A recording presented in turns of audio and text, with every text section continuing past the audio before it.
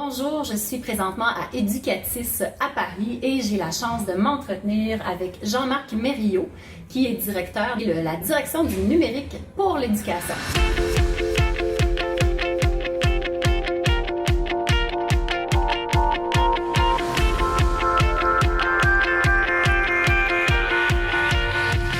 Merci beaucoup de me prendre ces quelques minutes avec moi.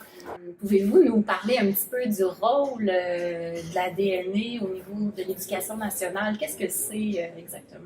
Alors la direction du numérique pour l'éducation est une direction assez jeune. Elle a été créée en 2014 et elle a pour mission en fait d'accompagner l'ensemble de la stratégie numérique du ministère dans toutes ses dimensions, que ce soit sur le volet pédagogique ou aussi bien dans les enjeux de pilotage du système éducatif à travers le numérique. La stratégie, elle repose sur un certain nombre de piliers, voilà, 4 à 5 piliers aujourd'hui. Dans les 5 piliers, vous avez le premier pilier qui concerne la question des données, les données numériques. On sait à quel point aujourd'hui, dans le système éducatif, nous sommes amenés à capter beaucoup de données. Il faut offrir à l'ensemble de la communauté éducative un cadre de confiance. Donc vous avez un certain nombre de réglementations aujourd'hui qui existent, le fameux RGPD, qui est le règlement général de la protection des données, qui donne un cadre de protection de la donnée. Nous, on l'a déployé au sein du ministère de l'Éducation nationale, mais au-delà de ces aspects juridiques, il faut aussi être en mesure de pouvoir offrir ce cadre de confiance pour en permettre la valorisation des données, parce qu'on sait à quel point les données peuvent avoir un intérêt dans le cadre pédagogique, entre autres dans les enjeux de différenciation des apprentissages. Deuxième axe, nous sommes en train de vivre, on va dire, une multitude de révolutions numériques. D'accord.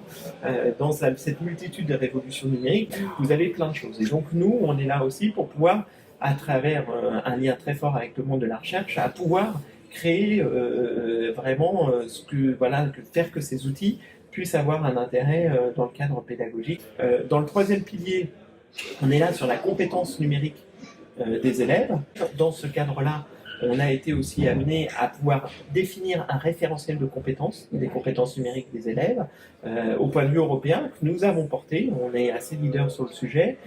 Et à travers ça, on a aussi créé un outil de certification des compétences numériques des élèves qui s'appelle PICS, qu'on a bien soutenu depuis sa création et qui aujourd'hui constitue une référence en matière de certification des compétences numériques. C'est un objet qui prend un essor considérable et qu'on a fortement accompagné et qu'on utilise dans le cadre du système scolaire. Donc ça, c'est un enjeu aussi très fort. Dans la certification des compétences numériques aussi, il y a les enjeux de pouvoir développer tout ce qu'on appelle les compétences du XXIe siècle, donc ces fameux 4C, créer, collaborer, communiquer et développer son esprit critique. Donc ça, c'est des enjeux aussi très forts que nous sommes amenés à porter dans une complémentarité avec les savoirs fondamentaux. Donc ça, on est aujourd'hui amené à pouvoir offrir un corpus qui permet d'avoir une vision transversale des compétences numériques et de pouvoir les déployer au sein de l'ensemble des disciplines. Donc ça, c'est une autre dimension. Il y a les enjeux aussi des compétences numériques des enseignants, les compétences numériques des enseignants. Aujourd'hui, la stratégie qui avait été portée il y a un peu plus de 3 ans maintenant, ça avait été de dire que pour accompagner aussi les enseignants dans l'usage des outils numériques, il fallait leur offrir un outil sur lequel ils pouvaient se former au numérique par le numérique ou se former par le numérique à d'autres choses. Donc on a développé la plateforme de formation à distance des enseignants qui s'appelle Magister. Aujourd'hui, elle forme 300 000 enseignants par an.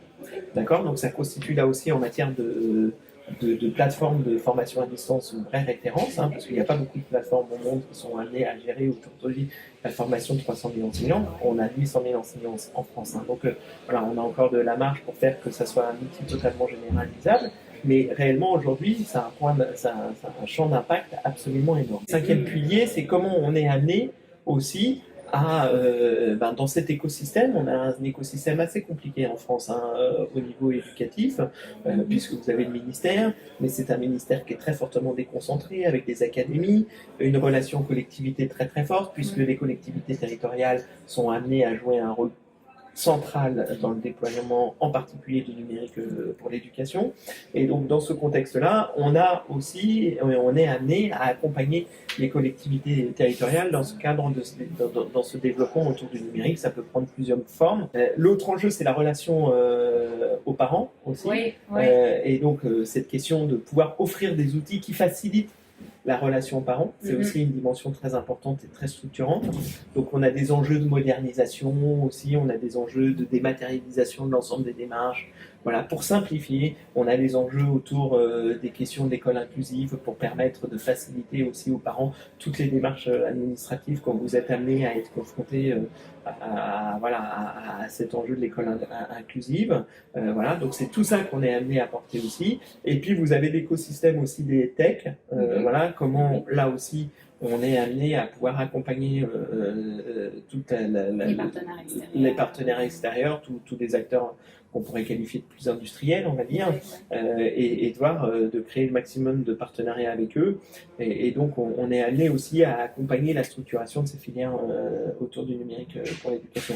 Donc ça, c'est un peu l'ensemble de l'axe des chantiers tels qu'ils sont structurés en 5 axes. Donc, vous êtes devant un grand chantier, finalement. Je me permets, depuis que je me promène un peu ici, que je parle avec les gens, on me dit souvent « c'est compliqué ». Ça, je l'ai même entendu de votre bouche. Donc, quelles sont vos pistes pour réussir à... Non, après, ce qui est toujours compliqué, c'est de pouvoir aligner 3 dimensions quand vous êtes amené à apporter une stratégie autour du numérique. La stratégie, c'est porter les équipements, d'accord, ne pas oublier cette dimension-là, parce qu'elle continue à être importante, l'accès Wi-Fi, tous ces enjeux-là. La question de la ressource, parce qu'elle reste aussi prégnante, comment on fait évoluer les ressources, et la question de la formation des enseignants. Et ces 3 piliers-là, il faut qu'en fin de compte, ils soient alignés pour qu'on puisse avoir une vraie pénétration des enjeux du numérique en tant que tel.